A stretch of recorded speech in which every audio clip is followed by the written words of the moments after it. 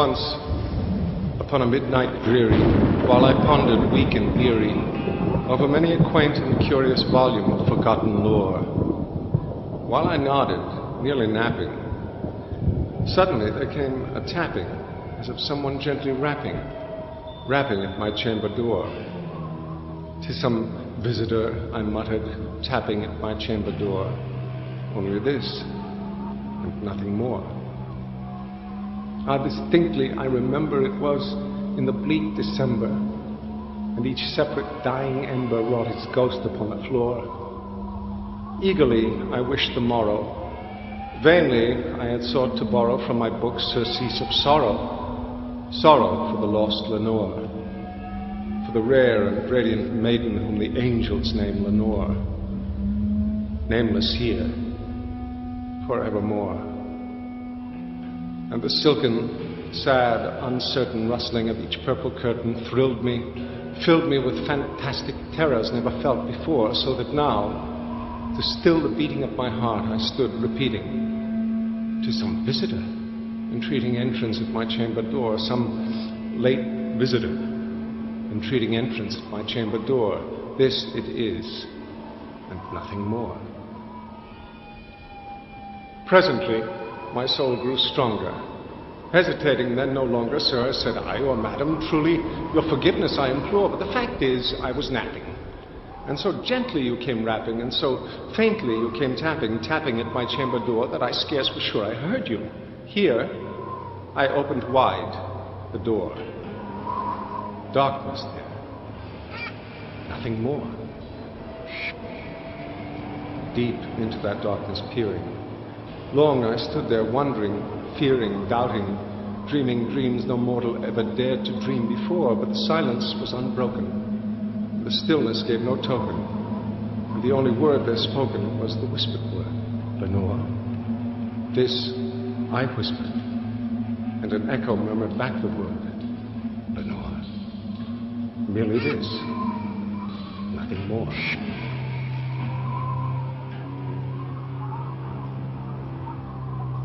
Back into the chamber turning, all my soul within me burning, soon again I heard a tapping, somewhat louder than before. "Surely," said I, "surely that is something at my window lattice.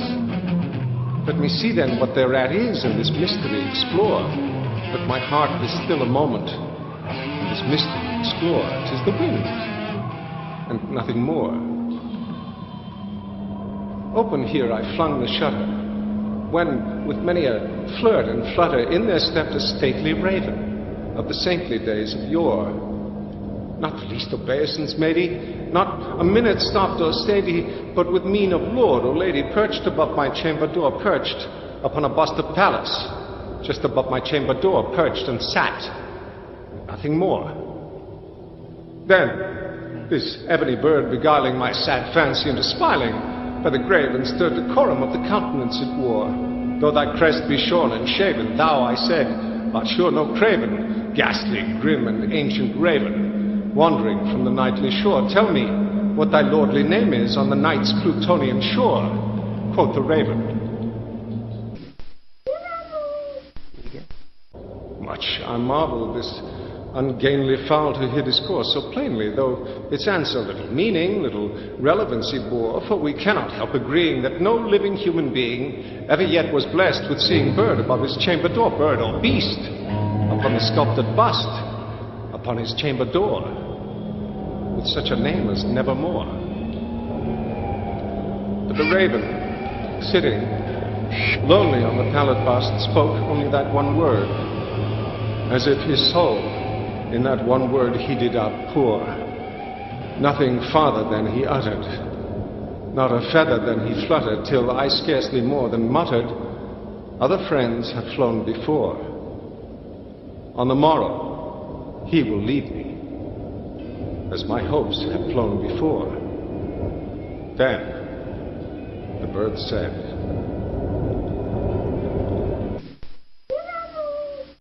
startled by the stillness broken by reply so aptly spoken. "Doubtless," said I, "what it utters is its only stock and store, caught from some unhappy master, whom unmerciful disaster followed fast and followed faster, till his songs one burden bore, till the dirges of his hope that melancholy burden bore of never, nevermore. But the raven, still beguiling all my fancy into smiling straight, I wheeled a cushioned seat in front of bird and bust and door. Then, upon the velvet sinking, I betook myself to linking fancy unto fancy, thinking what this ominous bird of yore, what this grim, ungainly, ghastly, gaunt, and ominous bird of yore meant in croaking nevermore. This I sat engaged in guessing, but no syllable expressing to the fowl whose fiery eyes now burned into my bosom's core. This and more I sat divining, with my head at ease reclining on the cushion's velvet lining that the lamplight gloated o'er, but whose velvet violet lining with the lamplight gloating o'er she shall press on nevermore. Then methought the air grew denser, perfumed from an unseen censer swung by seraphim whose footfalls tinkled on the tufted floor. Wretch, I cried, thy God hath lent thee, by these angels he hath sent thee respite and nepenthe from the memories of Lenore. Quaff this kind nepenthe, and forget this lost Lenore, quoth the raven. And the raven, never flitting, still is sitting on the pallid bust of Pallas just above my chamber door. To his eyes have all the seeming of a demon's that is dreaming, and the lamplight o'er him streaming throws his shadow on the floor, and my soul from out that shadow that lies floating on the floor shall be lifted